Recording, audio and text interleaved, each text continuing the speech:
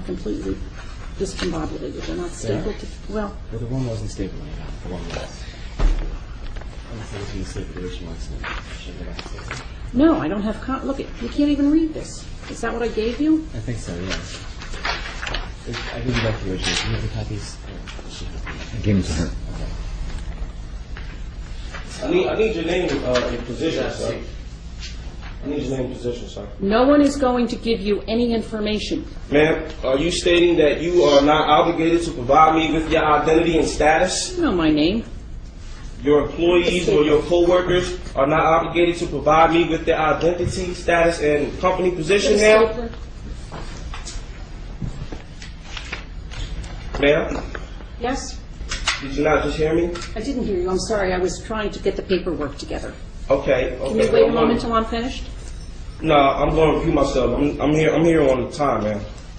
Hold on. All right. I'm trying to get all these papers together. No, it's a simple question. I'm sure you can answer it while you get your papers together. I cannot get them together. I can't answer. This only has 3. Okay. This has 3 counts, and this you didn't make a 3 copy counts. of the last count. Make a copy of the last page and bring it in, Okay. and we'll staple them together.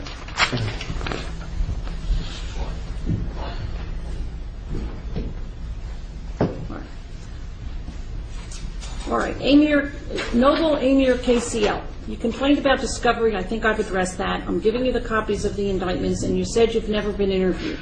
I am sure that Mr. Kiesler can give you now a date for you to be interviewed. Objection, ma'am. I do not require the Office of Public Defense or any attorney at law. Well, you told me that you were complaining that you hadn't been interviewed. No, what I stated was, if he was representation on this case, he has not provided assistance. If he was representation for this case, the assistance is ineffective. Well, my understanding is that Judge Smith has required Mr. Kiesler to represent you. Objection. I've addressed this matter with Judge Smith. Judge Smith does not have jurisdiction and could not prove jurisdiction. Therefore, Judge Smith does not have the authority to make any decisions for me. And neither do you. And neither does Mr. Kiesler, and neither does the Office of Public Defense. For the record.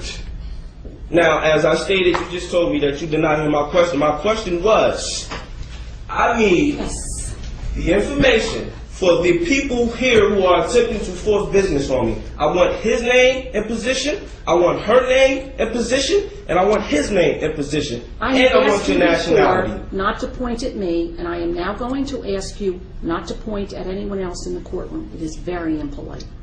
No problem, ma'am. Now I'm asking you to answer my question. You know my name. That is all you need to know. I don't know your name, ma'am. Judge Laban. That is my name. Your nationality? You have no need to know my nationality. Yes, I do. You are attempting to force business upon me. I need to know your nationality. For the record. And your status. For the record. And anybody else that's working with you. Your questions are unintelligible to me. They're unintelligible. Do you not understand what nationality means, ma'am? Do I need to pull out the dictionary? Which dictionary are you comfortable with using, ma'am? For the record.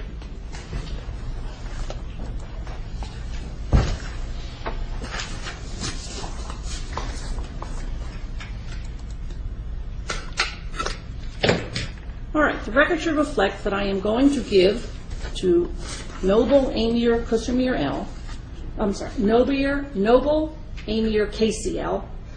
a copy of indictment 08-07-0727 and indictment 08-04-0441.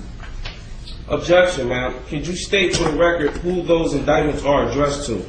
Well, Stating who you were giving to. Objection. Wait, no. Hand that back to her. I am handing the papers. She needs to state for the record. I am handing the papers to Noble Amir KCL.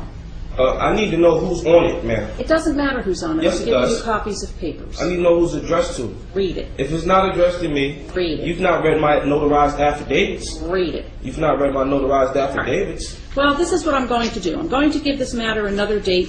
Mr. Kiesler, you can make whatever application you want. Noble Amir KCL, you can make whatever application you want. Hopefully, in the meantime, we will hear from the federal court with regard to the removal application. But I'm going to just state for the record that your application to do any further proceedings are denied because you have not proven jurisdiction, neither has the prosecution who was here and present. Prosecution, would you state your proof of claim for the record? Your Honor, would any motion by our office be heard on the next date, or would you set a separate hearing? No, it'll be heard on the next date. Thank you. For the record, your application to proceed to set any hearings is denied. It's not proven jurisdiction.